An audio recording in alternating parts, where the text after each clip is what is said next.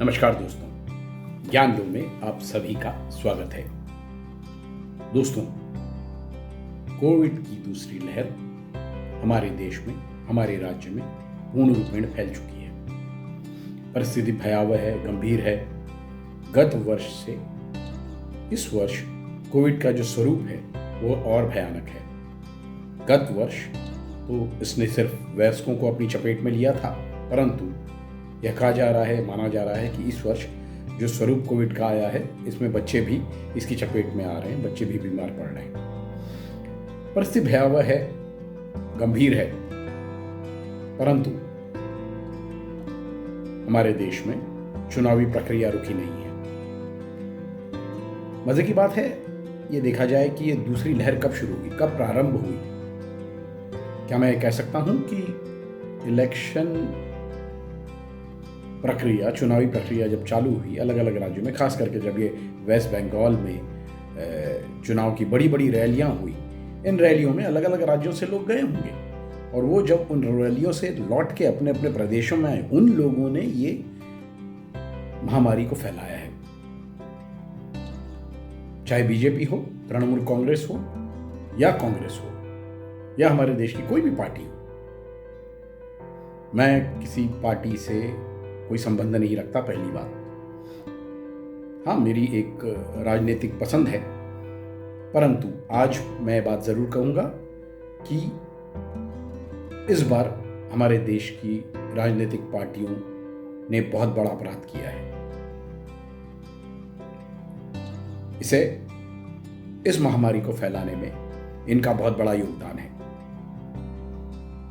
आप स्कूल बंद कर सकते हैं, कॉलेज बंद कर सकते हैं, हम सभी लोगों के व्यवसाय, ऑफिसेस आपने बंद कर दिए हैं। क्यों? क्योंकि भीड़ इकट्ठी होगी और महामारी फैलेगी। परंतु इलेक्शन रैलियां में हजारों की तादाद में लोग सटके खड़े हैं एक दूसरे से, वहां महामारी नहीं फैलती है। और मजे की बात यह है कि इन रैलियों में लोगों ने मास्क नहीं पहने हैं, कोई दूरी नहीं बनाई है, पता नहीं सैनिटाइजर यूज कर रहे हैं कि नहीं कर रहे हैं। और हमारे राजनेता बड़े बड़े भाषण दे रहे हैं, टीवी चैनलों में, समाचार पत्रों में हमें यह ज्ञात हो रहा है कि यह फला फला पार्टी का यह बड़ा नेता वहां गया और रैली में इतने लाख लोग इकट्ठा हुए। इन लोगों के लिए एक गर्व की बात है। क्या कोई इन बड़े राजनेताओं से यह प्रश्न नहीं करेगा कि जब ये लोग वापस से लौट के अपने अपने शहरों में जाएंगे, क्या ये महामारी नहीं फैलाएंगे? बड़े दुख की बात है। दोस्तों, हमारे देश में, हमारे राज्यों में, हमारे शहरों में स्विमिंग पूल बंद करा दिए गए हैं, परंतु हमारे लोगों को मां गंगा में कुंभ के शाही स्नान में, कुंभ में जाके डुबकी लगानी है। स्विमिंग पूल बंद है। क्यों? क्योंकि आप वहां महामारी फैलाएंगे। परंतु आपको इस जन्म के पाप धोने ताकि अगला जन्म आपका सुरक्षित रहे। अरे इस जन्म को तो आप लोग सब सुरक्षित कीजिए। बड़ी विचित्र बात है और दुख होता है, हमारी बुद्धि के ऊपर हमें दुख होता है। हमारा कल का भविष्य, हमारे बच्चे, आपने कॉलेज बंद करा दिए, स्कूल बंद करा दिए, परीक्षाएं आप पीछे कर सकते हैं, परीक्षाएं आप बोल रहे हैं कि नहीं करेंगे, आप चुनाव प्रक्रिया पीछे नहीं कर सकते।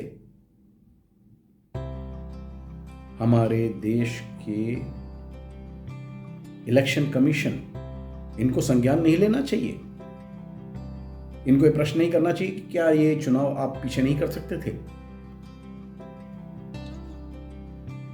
दोस्तों, ये बहुत ज्वलंत प्रश्न है।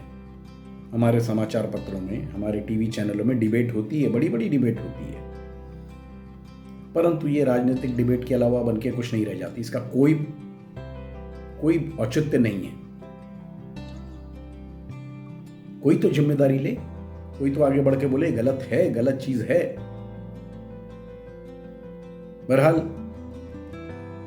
मैं सिर्फ यही कहना चाहूंगा आज कि दोस्तों, एक सामान्य नागरिक के हैसियत से हम सभी को हमारा ख्याल रखना है। सुरक्षित रहना है, घर में ही रहें। मैं समझ सकता हूँ कामकाज बंद है, हर व्यक्ति की आर्थिक परिस्थिति एक जैसी नहीं होती है, परंतु जान है तो जहान है। जितना हो सके अपने आप को सुरक्षित रखें, घर में रहें। नमस्कार।